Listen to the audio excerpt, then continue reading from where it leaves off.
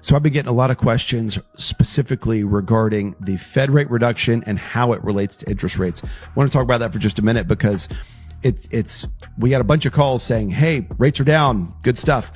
But then same day, interest rates went up. Why is that? Well, there's some interesting dynamics with how the Fed rate works and how it affects mortgage interest rates. These are not directly connected. Like a mortgage interest rate is based on generally a 30-year outlook. And even more so, it's really based on a 10-year treasury is what it's more correlated with. So a lot of times these things are pricing in long-term expectations of interest rates, not just the Fed rate today. And so the week or two leading up to the Fed rate reduction, there was a really good couple weeks of mortgage interest rates. We saw some refinances in the low to mid fives pretty consistently.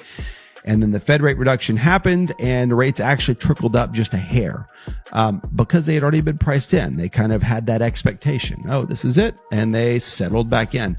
We are expecting a couple more Fed rate reductions, probably 25 basis point reductions before the end of the year is kind of the expectation. So what we may see is we may see a general slight lowering over time. It's hard to really put a finger on it. We are at a good place right now. We are seeing a lot of people make the decision to refinance that have bought in the last couple of years. And so that is a positive sign, saving people 20, 25%. So it is worth the conversation. If you bought really from the end of 21 to the, really early 20, late 23, early 24, it's worth that conversation today. So let's have that conversation if that makes sense.